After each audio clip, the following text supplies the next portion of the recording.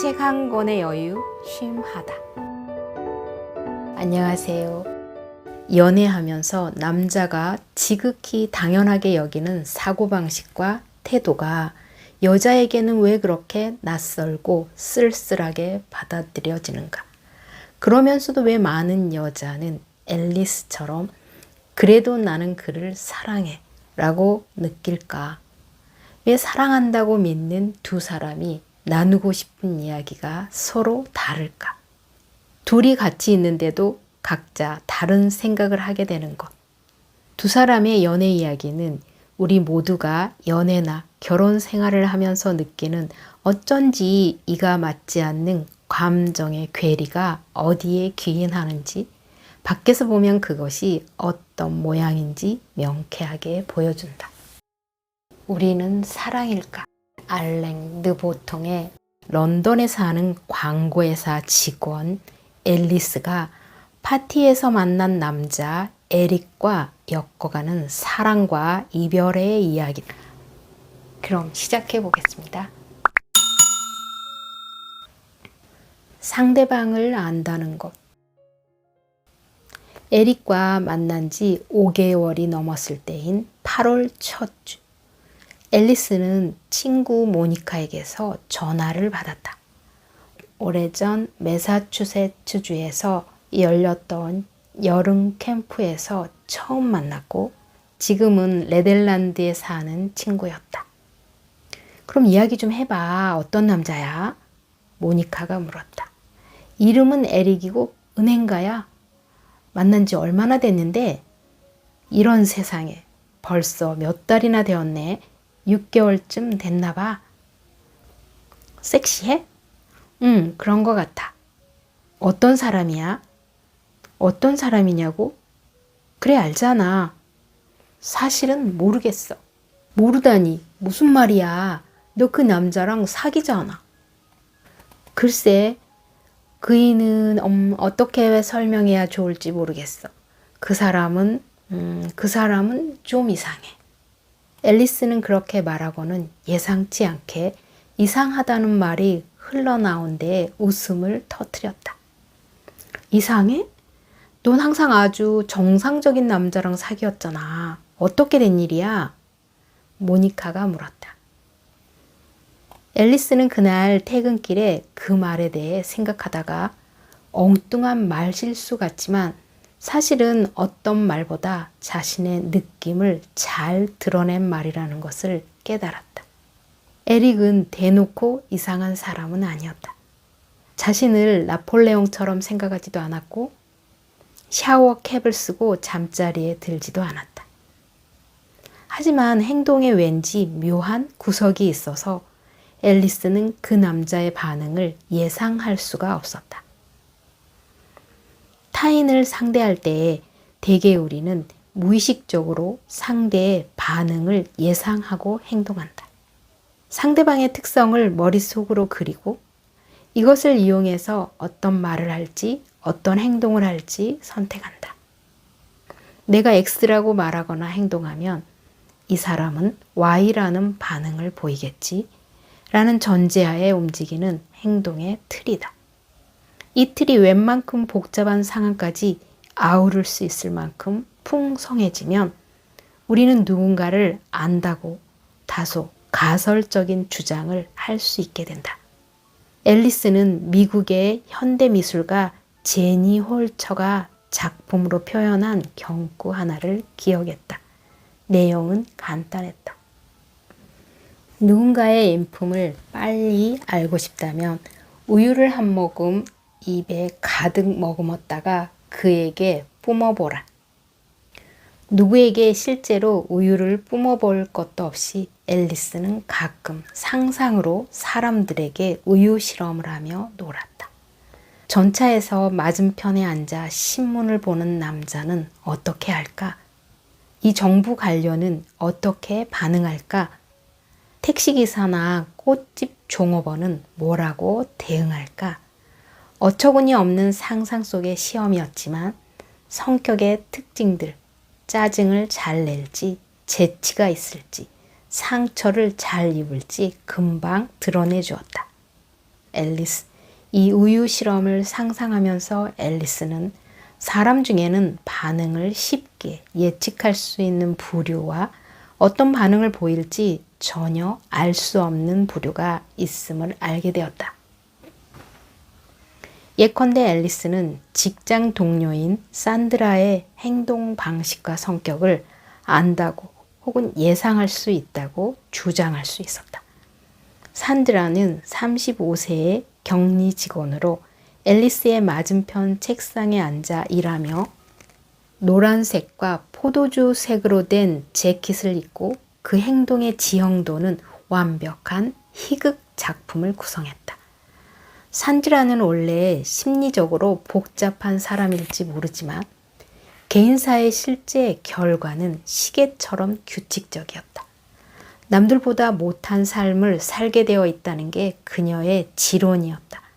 그래서 자신의 비극적인 실망감을 커피를 끝없이 마셔대면서 남들에게 알려줄 의무가 있다나 앨리스가 주말을 즐겁게 보냈다고 말하면 산드라의 첫 반응은 정말 잘했네가 아니라 왜 나는 멋진 주말을 보내지 못하는 걸까? 였다. 누군가 승진하면 산드라는 날 물먹이려고 그러는 거야 라고 말하곤 했다. 또 사무실에서 잘생긴 남자가 지나가면 1분에서 3분 내에 앨리스는 시간을 재면서 재미있어 했다. 산드라는 자기 애인이 그보다 못하다고 불평을 늘어놓았다.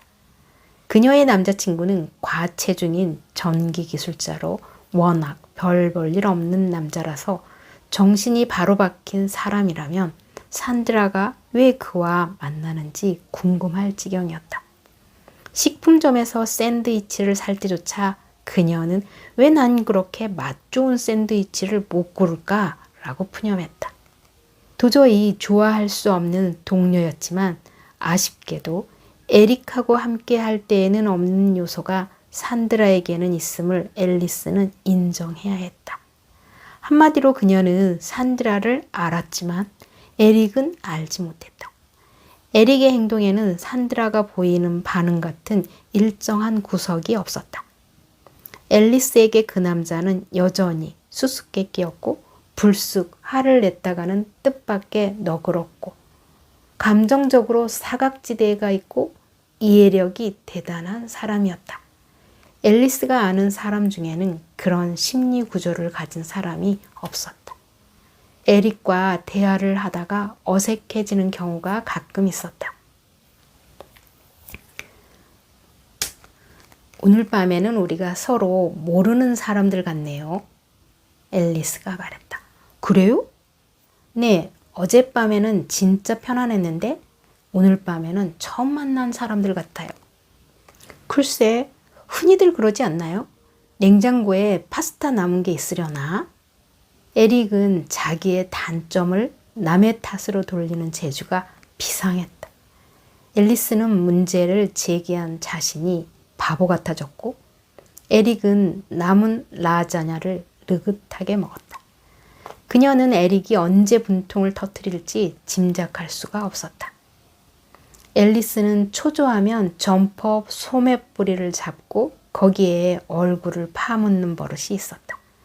한 번은 햄스테드로 차를 타고 가는 길에 그렇게 했더니 에릭이 급정차하면서 버럭 소리를 질렀다. 제발 그 짓 좀 그만해요. 무슨 짓이요? 앨리스가 놀라서 물었다. 당신 손 그거 점퍼 지는 거요. 그 남자는 짜증을 참지 못하고 퉁명스럽게 말했다. 미안해요. 알았어요. 이게 뭐가 나쁘다는 거죠? 그냥 난 미치겠어요. 하지만 그녀가 아무것도 아닌 일로 화를 내는 성질 더러운 인간이라고 딱지를 붙일 새도 없이 보통 사람이라면 펄쩍 뛸 만한 상황에서 에릭은 놀랍도록 침착하게 처신했다. 에릭은 피터버러에 가서 고객들을 만나달라며 앨리스에게 신용카드를 빌려주었는데 그녀는 킹스크로스 역에서 통화하고 나서 카드를 놓고 왔거나 도난당하고 말았다. 앨리스는 혼잡한 기차역에서 비자 카드를 잃어버렸다고 털어놓으면 에릭이 어떻게 나올지 아찔했고 걱정이 공포스러운 지경에 이르렀다. 그녀는 침울하게 사실을 알리기로 했다.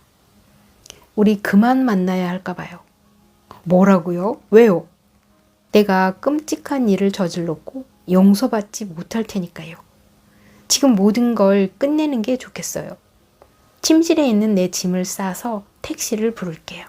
한동안 서로 떨어져서 지낸 다음에 지금 무슨 얘기를 하는 거예요? 무슨 말이에요? 무슨 일이 있어요? 오 맙소사. 앨리스는 입술을 깨물었다. 아, 뭔데요? 당신한테 말 못해요. 나한테 말해야 해요. 아, 못하겠어요. 바보같이 굴지 말아요. 무슨 일인데요? 당신 신용카드를 잃어버렸어요. 그게 다예요? 맙소사. 덜컥했잖아요. 신용카드를 잃어버렸는데 괜찮다는 거예요? 아, 그래요. 아무 일도 아니에요. 카드 회사에 전화하면 그쪽에서 사용 정지시키고 월요일에 새 카드를 보내줄 거예요. 이보다 더 쉬운 일도 없다고요. 앨리스, 그렇게 걱정스러운 표정 짓지 말아요. 괜찮다니까요. 정말이에요. 진짜 괜찮아요.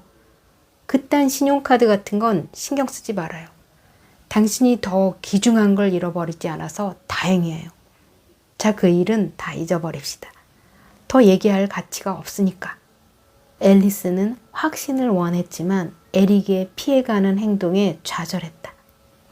그녀는 줄곧 그 남자의 특성을 지도로 그렸고 그 남자의 성격에 지각 변동이 일어날 때마다 그려온 지도들을 재검토해야 했다.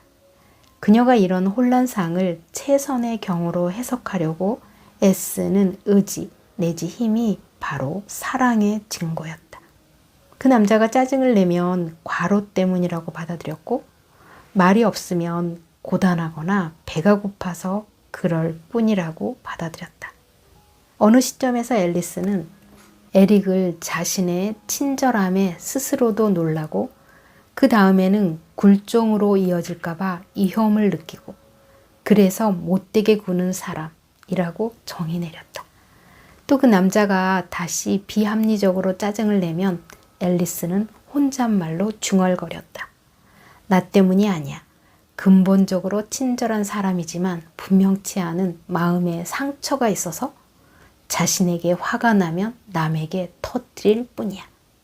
앨리스는 오랫동안 그 남자의 부족한 감정 교류를 수줍음이라는 정신 영역의 탓으로 돌렸다. 사랑을 나눈 후에 퉁명스럽게 굴거나 전화를 뚝 끊어버릴 때 주로 그렇게 해석했다. 덧붙여서 이런 생각도 했다. 이 사람은 정말 영국인다워. 영국인은 채소를 푹 익히며 감정을 털어놓기를 꺼리는 사람들이라는 전통관념에서 비롯된 생각들의 막연한 결정체였다. 게다가 에릭의 부모와 식사를 한 후 앨리스는 다른 이론을 만들어냈다. 그들은 내내 말없이 엄숙한 분위기에서 먹기만 했고 따라서 그녀는 이렇게 생각하게 되었다. 에릭도 어쩔 수 없지. 집안 분위기가 그러니. 앨리스는 그 남자가 대화를 잘하지 않고 괴팍하게 구는 것을 3가지 이유로 파악했다. 첫째, 수줍은 성격. 둘째, 영국인 다움. 셋째, 부모의 영향. 하지만 앨리스가 이런 특성에 익숙해질 무렵 런던 외곽에 사는 친구 집에서 주말을 보내면서 에릭은 완전히 다른 면모를 보여주었다. 그 남자는 친구들과 말을 많이 하고 상냥하고 다른 사람을 잘 돕고 명백히 매우 영국인답지 않았다. 그러니 대화 부족의 이유를 달리 설명해야 했다. 첫째, 과중한 업무. 둘째, 도시 생활. 셋째, 그 남자의 따뜻한 마음을 끌어내지 못하는 앨리스 자신의 무능. 에릭은 듬뿍 사랑받거나 미움받는데 저항하는 것 같았다. 그 남자는 앨리스가 관계에 의심을 품을 때를 감지하는 촉각을 갖고 있었지만 그 전에는 그녀의 감정을 전혀 감지하지 못했다. 이것이 의식적인 현상이라면 그 남자가 며칠간 앨리스를 무시하는 데는 극단적인 데가 있었다. 그러다 그녀가 화나기 직전에 물러서거나 사과하는 시기였다. 앨리스는 사랑하는 남자에 대해 아는 게 없다는 사실을 깨달아야 했다. 그 남자의 행동은 여전히 수수께끼였다. 에릭은 처음 만난 날과 똑같이 복잡해 보였다. 그 첫 만남에서 그녀는 그 남자를 안 줄 알았지만 이제는 그렇게 주장할 수 없었다. 그 남자는 멀리서는 잘 보이지만 가까이 들여다보면 100만 개나 되는 파편으로 나뉘어 있었다. 앨리스는 이토록 서로 화해할 수 없는 요소들이 어떻게 공존할 수 있는지 신기했다. 그리고 예상할 수 없고 끊임없이 질문과 해석이 뒤따르는 불안정 상태에 힘이 빠졌다.